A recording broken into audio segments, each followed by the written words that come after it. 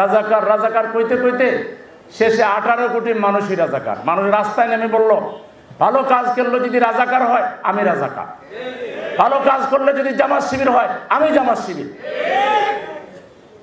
তার লজ্জা থাকলে যেদিন ইউনিভার্সিটি 15 তারিখ রাত ছাত্ররা বলল তুমি কে আমি কে, রাজাকার রাজাকার, কে বলেছে স্বৈরাচার স্বৈরাচার, পরের দিন তার রিজাইন করা উচিত ছিল। যেই দল 17 বছর লাঠি ঠেঙ্গা গুলির সামনে 1 সেকেন্ডের তোরে আল্লাহর মেহেরবানিতে আমরা কাজ বন্ধ করে নাই। আর হাসিনা এত বছর দেশ শাসন করলো, 1 ঘন্টার ভিতরে কেমনে পালাইয়া যাওয়া যায়, একটা সহযাত্রীকে সহকর্মীকে, দরবেশও দেশে ছিল, পীর দরবেশ অলিয়া উলিয়া তার সাথে সব ছিল, কাউরে বলে যায় না। তারা কই আমার নেত্রীটা করতে পারে, ভাবতেও পারেনি। বাংলাদেশের মানুষ হলো ভদ্র, ভালোবাসা, নম্রতা, ভদ্রতা, ফেলোশিপ আমাদের বাংলাদেশের মানুষের অন্যতম বৈশিষ্ট্য। কিন্তু তারা হিংসার রাজনীতি শুরু করেছিল, ঘৃণার রাজনীতি শুরু করেছিল, বিভাজনের রাজনীতি শুরু করেছিল। একই পরিবারে এক ভাই আওয়ামী লীগ করে, এক ভাই বিএনপি করে, এক ভাই জামাত ইসলামী করে, 3 ভাইয়ের মধ্যে দ্বন্দ্ব তৈরি করে গড়ে গড়ে নৈরাজ্য এবং অশান্তি তৈরি করেছিল এই পতিত স্বৈরাচার।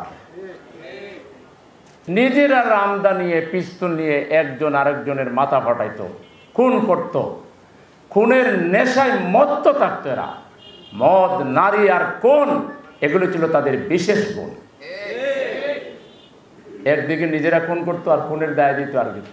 জামাত ইসলামীকে বলে জঙ্গি সংগঠন। এই বেটা, জামাত ইসলামের লোকেরা কেউ কারোর দিকে একদিন চোখ তুলে তাকাইছে? জামাত ইসলামী একমাত্র পার্টি যার ইউনিট থেকে কেন্দ্র পর্যন্ত নির্বাচনের ব্যবস্থা আছে, এবং নির্বাচন নিয়ে কোনোদিন চেয়ার ভাঙাভাঙি হয় না, কেউ টেরও পায় না কোন দিকে নির্বাচন হয়। নিয়মতান্ত্রিকতা, গণতান্ত্রিকতা, পারস্পরিক হৃদ্যতা, ভালোবাসা, শ্রদ্ধা, মানুষকে সম্মান দেওয়া, মানুষকে মানুষ জ্ঞান করা, মানুষকে ভালোবাসা, মানুষের পাশে দাঁড়ানো, মানবিকতা, সহিষ্ণুতা, ধৈর্য, উদারতা, এগুলো তোমরা জামাতের কাছ থেকে শিখো। জামাত কি কোনোদিন কারো প্রতিবেশীর বাড়িতে হামলা করে? জামাত কি কোনো মেয়ের ইজ্জত নষ্ট করে? জামাত কি কোথাও খেয়ে পয়সা দেয় না? একটা কেস বাংলাদেশ দেখাইতে পারবা? এগুলো তো তোমরাই করতাম। তো তারা তাদের অন্যায়গুলো চাপাই দিতে হলো অন্য দলের নামে। কত কিছু করলো।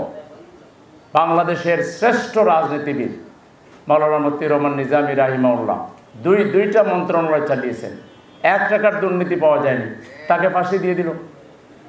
এই নিজামী সাহেবের ইমামতিত্বে পার্লামেন্টে তার দলের এমপিরা নামাজ পড়েছে, সে নিজে সভাপতিত্ব করেছে। নিজামী সাহেব ছিলেন, মওদুদ সাহেব ছিলেন, আওয়ামী লীগ ছিল, তখন আমরা রাজাকার ছিলাম না। আমরা যখন বিএনপি আর আমরা মিলে যখন কেয়ারটেকার সরকারের আন্দোলন করলাম, এখন আমরা হয়ে গেলাম রাজাকার। এখন তার সাথে চললে সঙ্গী, আর তার সাথে না থাকলে জঙ্গি। ভালো মানুষও জঙ্গি।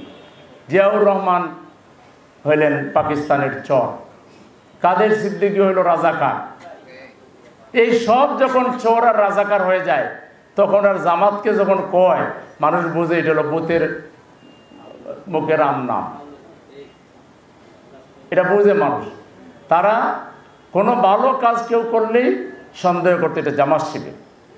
জামাত শিবির ট্যাগ লাগাইলে পুলিশের চাকরি শেষ, প্রমোশন শেষ। জামাত শিবির, জামাত শিবির, রাজাকার রাজাকার কইতে কইতে শেষে 18 কোটি মানুষই রাজাকার। মানুষ রাস্তায় নেমে বলল, ভালো কাজ করলে যদি রাজাকার হয় আমি রাজাকার, ভালো কাজ করলে যদি জামাত শিবির হয় আমি জামাত শিবির। তার লজ্জা থাকলে যেদিন ইউনিভার্সিটি 15 তারিখ রাত ছাত্ররা বলল তুমি কে আমি কে, রাজাকার রাজাকার, কে বলেছে স্বৈরাচার স্বৈরাচার, পরের দিন তার রিজাইন করা উচিত ছিল। পৃথিবীর ইতিহাসে ছাত্রদের বুকে রক্ত জড়িয়ে, ছাত্রদের বুকে গুলি চালিয়ে কোনো স্বৈরাচার টিকতে পেরেছে? যেই দল 17 বছর লাঠি ঠেঙ্গা গুলির সামনে 1 সেকেন্ডের তোরে আল্লাহর মেহেরবানিতে আমরা কাজ বন্ধ করে নাই। আর হাসিনা এত বছর দেশ শাসন করলো, 1 ঘন্টার ভিতরে কেমনে পালাইয়া যাওয়া যায়। একটা সহযাত্রীকে সহকর্মীকে দরবেশও দেশে ছিল, পীর দরবেশ অলিয়া উলিয়া তার সাথে সব ছিল, কাউরে বলে যায় না। তারা কই আমার নেত্রীটা করতে পারে, ভাবতেও পারেনি। আপনারা ক্ষমতা ছেড়ে 1 ঘন্টা টিকতে পারলেন না। আমরা 17.5 বছর রক্ত গঙ্গা বইয়ে দিয়েছেন, কত লোক রে আয়না করে নিয়ে নির্যাতন করেছেন, আমাদেরকে করেছেন, জুলাইয়া পেটাইছেন আমাদেরকে, কত কিছু করছেন, তারপর তো আমরা ঠিক ছিলাম আলহামদুলিল্লাহ। সুতরাং যে দল সকল পরিস্থিতিতে আল্লাহর উপর তাওয়াক্কুল করে টিকে থাকতে পারে, সাহসিকতা রাখে, তাদের দরকার কিনা। আবার আমাদের মাইর দিয়েছেন, আমরা হিন্দুদের পাশে দাঁড়াইছি। ওই উত্তরাঞ্চলের এক জেলায় 83 জন হিন্দু মারা গেছে, আমাদের আমির গিয়ে তাদেরকে 4 লাখ 5 লাখ টাকা করে একটা পরিবারকে দিয়ে আসছেন। কোথাও বন্যা হয়েছে, আমরা দৌড়ে আগে গেছি। কোথাও কোনো প্রাকৃতিক দুর্যোগ হয়েছে, একটা মাত্র দল সবার আগে সেটা যায়। এই যে ফেনীতে বন্যা হয়েছে, সবার আগে বাংলাদেশের কোন পার্টির নেতা গেছে? জামাত ইসলামীর আমির ডক্টর শফিকুর রহমান সাহেব গেছে। তাহলে যে দল বিপরীত স্রোতেও টিকে থাকতে পারে, আবার পজিটিভ সময় পাইলে পজিটিভ কথাবার্তা বলে, দেশ গঠনের কথা বলে, জাতি গঠনের কথা বলে, নৈতিক চরিত্রের কথা বলে, সেই দল দরকার আছে কি নাই? আজকে জামাত ইসলামী আছে বলে বাংলাদেশের স্বাধীনতা শক্তিশালী আছে। এখনো সব বেটা জামাতরে ডরায়। আমরা কি মানুষ মারি? আমরা কি মানুষের সাথে খারাপ ব্যবহার করি? আমাদের একটা ইমানের জোর আছে। আমরা আল্লাহর উপর বিশ্বাস করি, আমরা বিশ্বাস করি সকল পুরস্কার আল্লাহর কাছে পাওয়া যাবে, ঠিক কিনা? তাহলে এই দলের হাত শক্তিশালী হওয়া দরকার কিনা? যে খুনিরা আমার ভাইকে বোনহারা করেছে, যে খুনিরা আমার ভাইকে বিধবা করেছে, যে খুনিরা আমার বাংলাদেশকে রক্তাক্ত করেছে, এই রক্তাক্ত বাংলাদেশের উপর, এই ব্যক্তির উপর আমরা একটা শান্তির সমাজের পতাকা উড্ডীন করবো ইনশাআল্লাহ। সেই সমাজ প্রতিষ্ঠায় আপনারা আমাদেরকে সহযোগিতা করবেন, দোয়া করবেন, এই প্রত্যাশা ব্যক্ত করে আপনাদের সবাইকে অনেক অনেক শুকরিয়া, শ্রদ্ধা, সম্মান এবং আপনাদের তাইয়্যিব হায়াত কামনা করে আপনাদের পরিবার পরিজন সহ আপনারা সুখী জীবনযাপন করেন, কল্যাণময় জীবনযাপন করেন, একটি সুন্দর বাংলাদেশ আমাদের সকলের প্রচেষ্টায় হোক। আল্লাহ কাছে সেই তৌফিক কামনা করে আমার কথা আমি শেষ করছি। আল্লাহ হাফেজ। বাংলাদেশ জিন্দাবাদ।